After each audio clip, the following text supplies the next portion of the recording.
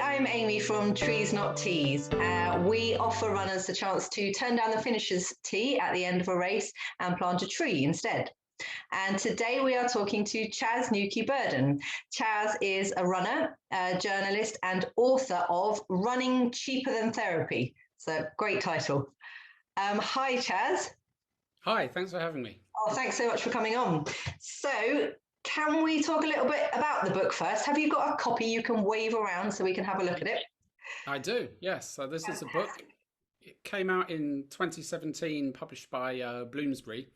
And what the starting point for it was that non-runners would often say to me, "Oh, it must be wonderful to run because you can stay in shape and you can stay thin and all of this." And over time, I used to get a little bit annoyed about this because to me, that's not the main benefit of it. To me, the main benefit of it is what it does to my mind. You know, it makes me feel great. Or makes me feel better. And you know, if I had to choose one of the two benefits, either the physical fitness or the mental well-being, I would always choose the mental well-being. Right. So this was the sort of starting point for the book, was to sort of say that, you know, that it does create a much better feeling with people emotionally, and that there are, you know, reasons for that, and just to really celebrate running. It then sort of developed into a wider thing. There's both tips in it, there's humor, there's a section called or running section in it called Run As You Know, which is stuff like the heavy breather at parkrun who you just can't seem to get away from and just sounds awful. The inexplicably good old runner, that's the man in his 80s who finishes the run an hour before you and sort of wanders off as if nothing's happened. And, you know, I come across the line like an hour later, half dead, Yeah. and you're just like, how? Um, so and there's also lots of guest contributions in it Yeah. from some sort of notable runners like Nikki Campbell from the BBC, Liz Yelling, who is part of Paula Radcliffe's team and is a Olympic runner in her own right. And there was also a great one from an author who, a running author who actually used to run to her chemo appointments, and Wow. how, because which she was allowed to do because of the level of her illness. Right. And just the way that she talked about how running sort of guided her through that. I mean, I have to be honest, that was the best part of the book. I'd love to say it was the bits that I wrote, but the best part of the book is probably that story. It's very emotional, and I felt very lucky to have that. And I'd been writing books for a while, but this was the sort of book that really connected with me because it felt like I was writing, you know, about my life. Mm. And weirdly, writing the book was also cheaper than therapy. It was a sort of odd time in my life at the time, but yet when I sat down to write that book, I felt really good, and it made me want to run. You know, Yeah. as I sat and wrote about how great running is, I'd end up just putting my trainers on and going out for an extra run. And then while I was running, something would come into my head that I could write in the book. So for what felt like months at a time, I sort of moved between my computer and the park. Yeah, that sounds like a great experience.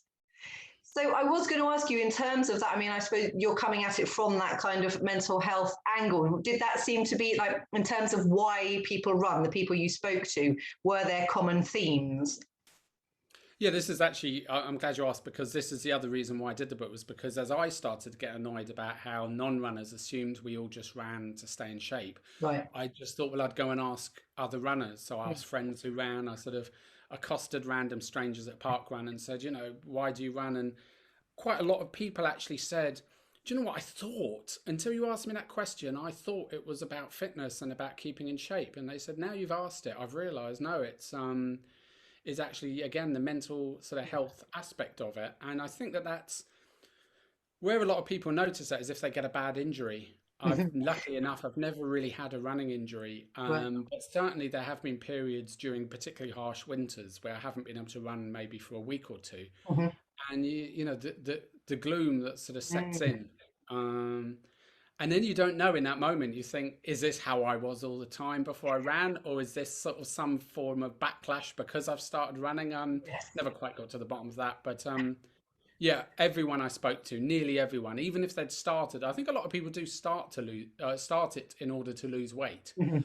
but they all say that very quickly they realise that there's that glow. And I first sort of noticed it as a kid because one of the things I liked, I didn't like much at school, but one of the things I did like was running on Wednesdays. Right. And what I found is that if I finished the run really quickly and if the buses afterwards worked in my favor, I could get home in time for I think it was the Sullivans, a Okay. country practice, and Neighbours, Nice. some trio of Aussie soaps. And I'd come piling through the door, and I'd make a cup of tea. I'd put tons of honey in it to sort Oh, of wow. make it really sweet, and I'd sit there buzzing and Yes. glowing from the run and from the fact that the buses had worked out.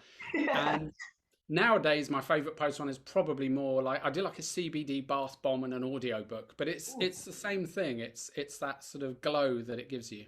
Yes, absolutely. Wow. I like the sound of tea and honey and neighbours. Yeah. Good combo. Yeah. So, what is it that you really want readers to take away from the book? Well, I what I hope is that it just makes people more in love with running and more enthusiastic with running, and I hope that they see themselves in it, whether it's in some of the running archetypes I did, in that section I mentioned, run as you know. So there's like, the nutrition nut, the person who always runs through the puddle, the big puddle at parkrun. Everyone else runs around, and somebody comes piling through it like a Right. horse. So, have you done much in the way of organised run? But yes, I've done marathons, half. I'm a big fan of the half marathon. I love the half as an event. I love the half marathon because Yeah. it's just enough to, it is a stretch. It's not an easy Yes. run, No. but equally, it's not gonna destroy the 2 months before and the 2 months afterwards, which marathons tend to do for me. Do you have, off the back of those kind of races, a big collection of T-shirts, or have you managed to not acquire them? Yeah, not that many. I've got lots of. It just seems that maybe the ones I've done are more ones where you get the medal rather than the Right. t-shirt. There have been somewhere they've given a t-shirt at the end. I mean, probably to be fair, it is quite. It was probably at least half a dozen, between half a dozen and a dozen I've got. Okay. I tend to always order the wrong size, so they're all ones that I have to sort of breathe in very tight to even be able to get on. Because I've been optimistic when I enter, and you have to specify. I put, well, by then I'll be down to a small rather than a medium, and then that doesn't happen. Then at the expo the day before marathon, you get these bags, plastic bags full of stuff, 95% of which I don't want and I Hmm. never sort of use. Yeah. Then at the run, people turn up, as you know, in sort of often in bin liners and stuff, and then sort of toss them to the side, and there's Yeah. sort of gel packets being thrown around.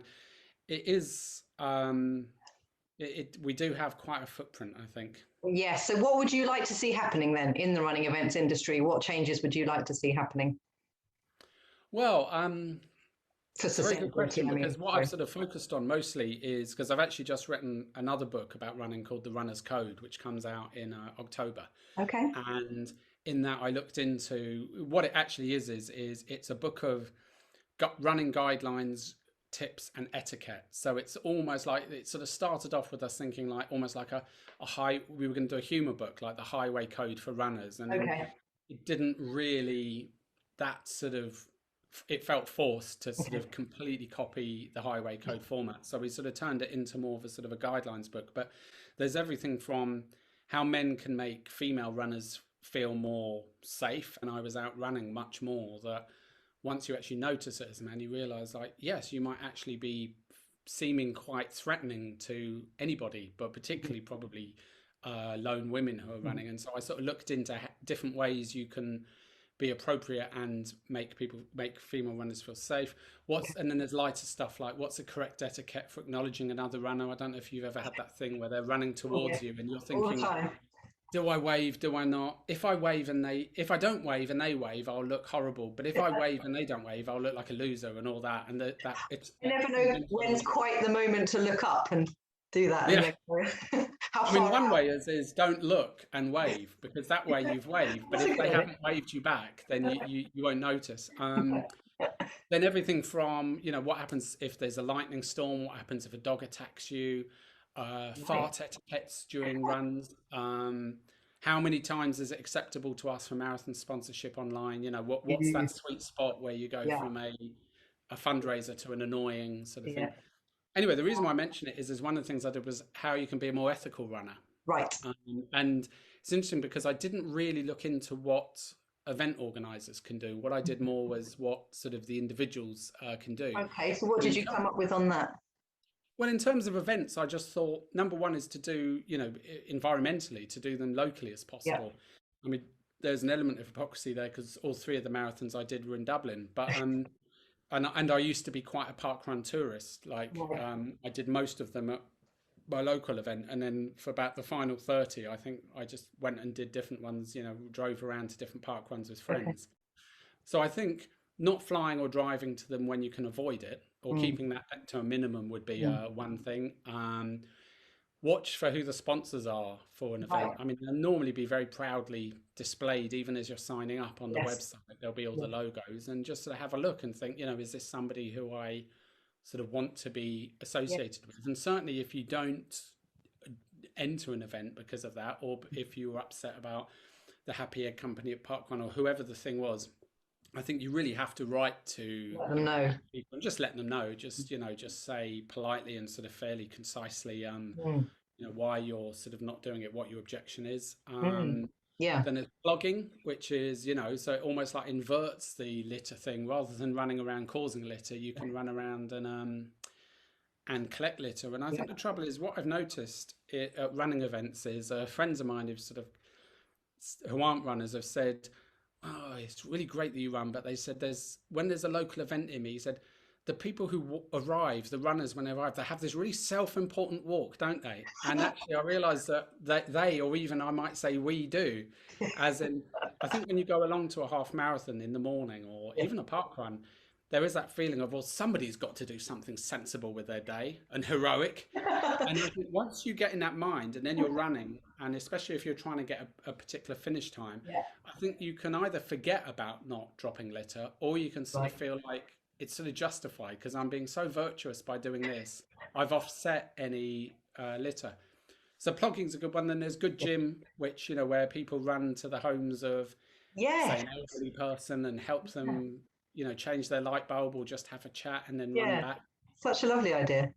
Yeah, and then there's guide runners, people who help blind people run by sort of running with them. And so there are lots of ways to be an ethical runner, but I really feel like in that section I only really scratched the surface, and that there's probably lots people can be doing, including what you are about.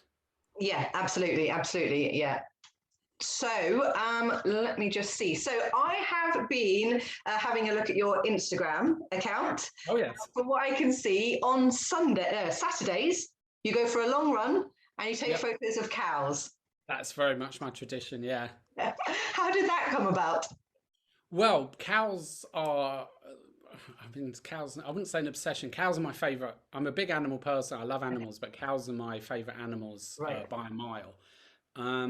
Now, the cows that are near us are 5 miles away, and we don't have a car. So therefore, what we tended to do is if we had to get a hire car for something, what part of it would be driving over. It's called Dorney Common. And we'd drive over there and see the cows, or there are other places, there are sanctuaries that I go to if we have a car, or the temple in Watford where they have cows, and I go and see the cows there. And then suddenly it occurred to me one day, I just thought, well, they're only 5 miles away, and if I'm doing, say, anything above, therefore 10 miles on a run, then I could sort of run and go and see them. And so it's become a tradition, and it's actually quite nice because it means that you get that slight break in the middle of it. Yes. I try to not do too much because, as you know, once you stop too long during a run, it's really hard to get going. But and then it just became a tradition on my Instagram. Saturday is long run day, is cow day. Yeah, fantastic. I love it. And I love that, how different they are. Like some weeks they're really, really friendly, and if you looked, you probably saw there's some of me sort of lounging around with them, and then there's some where, truth be told, I've had to zoom in a bit because I've looked at them and I've thought they're not really up for this. Not in the mood. Today. Have you made any changes other than sort of trying not to travel farther? Can you think of anything else that you've done in terms of sustainability? Is there anything else that's on your radar that you'd like to change or that you have changed? Well, I would like to sort of get behind, any campaign, including yours, that's just about not creating, all this unnecessary material around runs, because I just think that it doesn't matter. I'm sure, don't get me wrong, I'm sure if they stopped, giving away plastic bags full of goodies, obviously there would be complaints and all that. But I think now is a really good time to do it because of Yes. the pandemic. Everyone's, well, not everyone, but lots of people are looking at everything about life and thinking, well, that thing we always did that make sense? Or that thing we're about to start doing again, Yes. do we have to go back and do it exactly the way we used to? Absolutely. Yeah. I don't think we're going to get more of a sort of a chance to reset, Yes. a reset moment without sounding too conspiratorial. But so yeah, those are the sort of things, and really, I'd like to write, about things like that in the future and sort of see Brilliant. what can be done, because just the amount of waste. And also the other thing is about what you say about planting a tree and stuff. It's like, where a hell of a lot of our runs, I don't actually know the statistic, but I would imagine a high percentage of runs are done in parks. That's very simple, I would say. Not just park runs, but just daily runs or whatever it is, either goes around the park or certainly through a park. And so therefore, like, planting trees and therefore adding to that sort of part of the world, I think is a big thing. And for me, I wrote in the Running Cheaper Than Therapy book about park run or any running around a park. If you do it regularly, you get to watch the whole seasons go, and I would watch it with the trees. Yes. And, Lovely. you'd watch when they came in spring, you'd watch as they sort of bloomed in summer, and then as they went brown and then bare in winter, and you'd go around every week and think, oh, it's maybe just 4 weekends now, 4 more park runs, and then they'll start having leaves and buds. Yeah. And how much more interesting that is than wearing a t-shirt. And the other thing is this is a personal thing, it's not particularly virtuous of me, but I do sort of always have a little snigger when you see the person who turns up to a running event in a deliberately, almost I would say provocatively old running event. So they'll sort of stand there at the front, with looking around like that, or but really what they're doing is they're showing you that there it says Philadelphia Marathon 1982. You almost want to go up to them and go, well done, we hear you. You did the Philadelphia Marathon in 1982. 1982. Yeah, they do. They become trophies, don't they? Those old T-shirts, which is absolutely fine. I mean, if I could just say one thing in terms of, you were saying, certainly if a race is ever sponsored by a company that you are not on board with, and you feel strongly about that, then it's a good idea to contact the race directors and let them know. In much the same way, what we would ask is, if you are doing a race that is not offering trees not teas or these kind of sustainable options, if you could certainly do the same thing and approach that race director or the organizers and say, have you considered this? Because that's how we're going to obviously broaden the amount of events that we can be involved with. Just to put that out there. So if I can just finish off now, I feel like we sort of touched on this very much when we were talking about your book at the start of it. Can you put into words and I assume as well, from having written the book, this is something you have thought about a lot. What is it that running means to you? I think it just means a word that keeps coming into my writing and into my head is freedom. So it's right. The feeling of freedom as you run, like physical freedom, because your body is sort of moving and you're sort of, we can't ultimately control, what happens to our bodies in terms of illness or injuries or old age. These things sort of happen. But when you're running, it sort of very much feels like you're in as much control as you can be, and that and that there's a freedom in that. The other thing is obviously it's freedom from, responsibilities, from being hassled or whatever, by work or whatever. And weirdly, it's only very recently relatively recently I've started taking my phone with me on runs, because before then I used to take, what I would do is, as I moved up to a new iPhone, I would keep the old one as effectively an iPod. So It wouldn't be connectable, but the music would still be on it. And that would be the one I'd use for running, for 2 reasons. One, because if I dropped it or something, it wouldn't have been a problem, or so much of a problem. But secondly, because I actually wanted to not be contactable. And again, I've written in the runner's code about how, don't answer emails during runs, because I know so many people, they're all pumped up, and then they get an annoying work email and they're really rude, and then about 2 hours later they're at home and the running buzz is going off and they're like, oh dear, I've just got myself in trouble. So to answer your question, I think it just means sort of freedom, and that means freedom also from physical things, as in freedom from physical threats, because you're making yourself more likely to be well, freedom from emotional problems, because for me at least, and a lot of people, it sort of fends a lot of that off, or at least makes you feel better in the short term.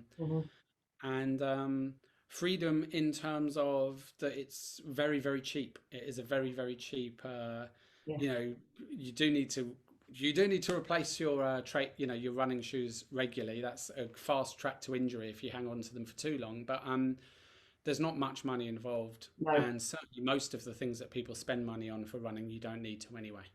No, you're absolutely right. And again, I think that's possibly something we can think about. How much of the sort of paraphernalia do we really need? Absolutely right. Well, I'm just going to say one more time. So we are going to be doing a giveaway of your book. Can you just wave it around for me again one more time? So on our social media, there's going to be a giveaway of Chaz's book, Running Cheaper Than Therapy. So thanks very much for that. And thank you very much for talking to us. It's been great talking to you. Thank you for having me. No problem. Thank you.